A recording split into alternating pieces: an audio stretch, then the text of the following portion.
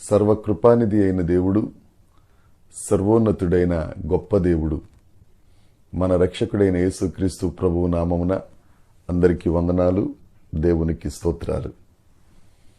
మహా ఉన్నతుడైన మన యేసుక్రీస్తు ప్రభువు మనలను ప్రేమించి తన కృప చొప్పున మనకు అనుగ్రహించిన ఈ నూతన దినమును బట్టి సమస్త మహిమ ఘనత ప్రభావములు యేసయ్యకే చెల్లునుగాక.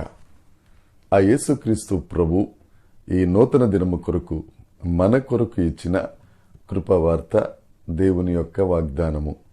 కీర్తనల గ్రంథము 89వ కీర్తన 22వ వచనము. ఏ శత్రువును అతని మీద జయము నొందడు, దోషకారులు అతనిని బాధపరచరు. దేవునికి స్తోత్రం కలుగునుగాక, దేవునికి మహిమ కలుగునుగాక. ఏ శత్రువు అతని మీద జయము నొందరు.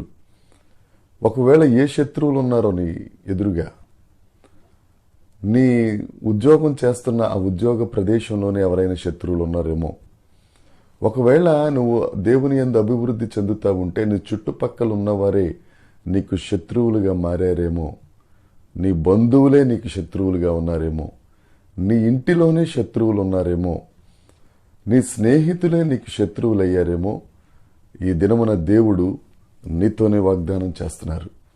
నీ శత్రువు ఎవరైనా ఆ శత్రువు నీ మీద విజయము నొందడు. నీవు మేలు చేసినా గాని వారు నీకు కీడు చేయ తలపెట్టి నీకు శత్రువులైతే, నీవు మంచి చేసిన వారే నీ ఎదురుగా కాలు దువ్వుతా ఉంటే, నువ్వు క్షేమము కోరుకున్న వారే నీ మీద దుమ్మెత్తి పోసి శత్రువులవుతా ఉంటే, సర్వోన్నతుడైన దేవుడు నీతో వాగ్దానం చేస్తున్నారు. ఏ శత్రువు నీ మీద విజయము నొందరు. జ్ఞాపకం పెట్టుకో, ఈ వాగ్దానాన్ని స్వతంత్రించుకో. ఈ వాగ్దానం నీ కోసమే. నీ శత్రువు నీ మీద విజయం నొందడు. అయితే పరిశుద్ధ లేఖనంలో ఈ వాగ్దానం ఎవరి కొరకు చేయబడింది, ఈ మాట ఎవరి కొరకు చెప్పబడిందంటే, ఈ కీర్తన వ్రాసింది యాతాను అనే దైవజనుడు. ఎవరి కొరకు రాశారు అనంటే దావీదు కొరకు రాశాడు. అక్కడున్న మాట, దోషకారులు అతనిని బాధపరచరు. దోషకారులు అనంటే భక్తిహీనులు, మూర్ఖపు తరము వారు, మూర్ఖులు. వారు బాధపరచరు. దావీదుకు వ్యతిరేకంగా అనేకులు భక్తిహీనులు నిలబడ్డారు, మూర్ఖతరము వారు నిలబడ్డారు. కానీ దావీదు దేవుని నమ్ముకున్నాడు. దావీదు దేవునికి హృదయానుసారుడిగా ఉన్నారు కనుక ఏ దోషకారుడు అతని ఎదుట నిలబడలేదు.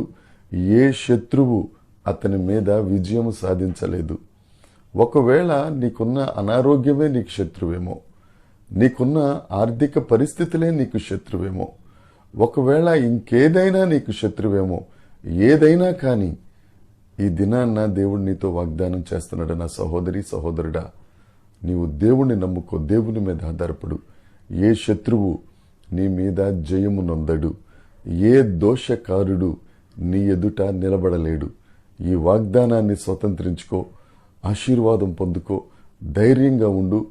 దేవుని సమాధానం నిన్ను ఏలునుగాక. దేవుని కృప నీకు తోడై ఉండునుగాక. ఆమేన్, ఆమేన్, ఆమేన్.